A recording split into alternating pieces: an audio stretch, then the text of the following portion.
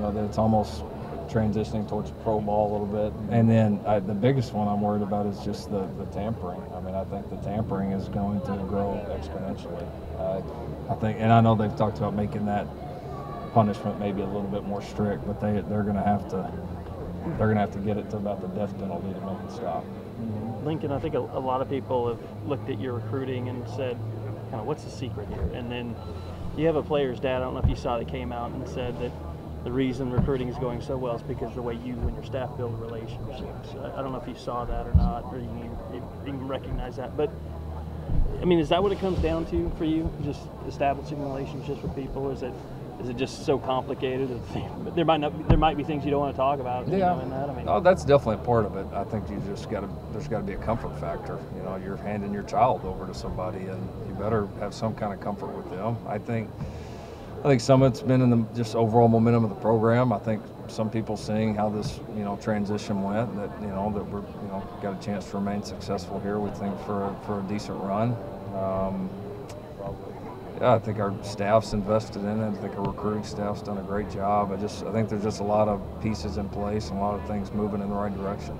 Do you feel like almost fortunate in some ways? I mean, you've had so many kind of, I don't know, tentpole moments between the end of the season now, whether it was the way that the spring recruiting came together, Bob's statue dedication, your reaction to your spring game. You've had big recruits, kind of spaced out that have kind of kept momentum going for you. Is that planned, or is that just kind of fortunate the way that's all fallen for you? Well, nothing like that happens all by coincidence. There's definitely some planning and some just alignment and people, being all on the same page. But we've had some momentum in that, some of the best players in the country have wanted to come play at Oklahoma, and great players want to play with other great players. They want to be in there in those big, in the games. They want to be lifting those trophies, getting those rings. I mean, they want that. And so, Oklahoma's one of the best places to be for that right now.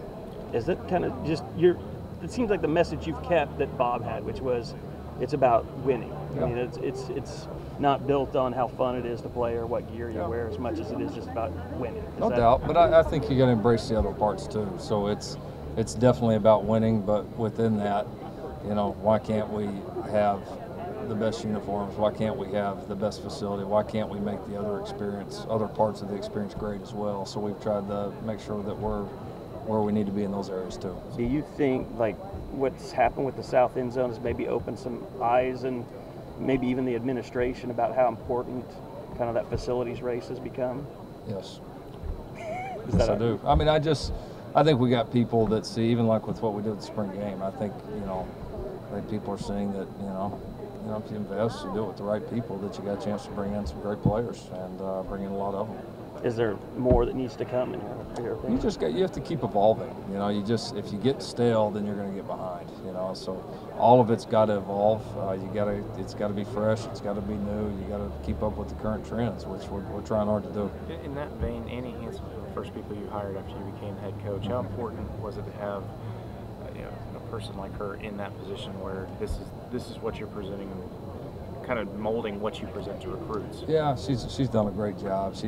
We're eye to eye, and kind of our approach to recruiting, the emphasis on it, kind of what we want to present, and how we want to show people what Oklahoma's about. And she's a great worker. I mean, she puts everything she's got into it, and very gifted at her job. And we've been able to build a really good recruiting staff, around her, and that group's just been tremendous. Did you become aware of her when she was at North Carolina and you were East Carolina? No. When I was we actually crossed over at OU. Oh. She was still at OU right before she left to go with Larry, and so I got to know her then. Just more just her personality and kind of the kind of worker she was. And then as she took the job with Larry and did a great job there, got more on my radar. How important has that kind of player personnel role come? Yeah.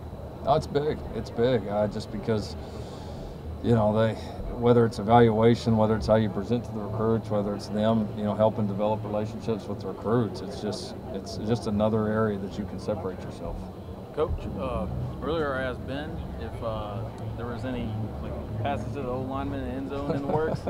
And he didn't give away any secrets, did he? Good. He learned well. Yeah, he did say that he's willing to be that guy. I bet he is. They're all willing to be that guy.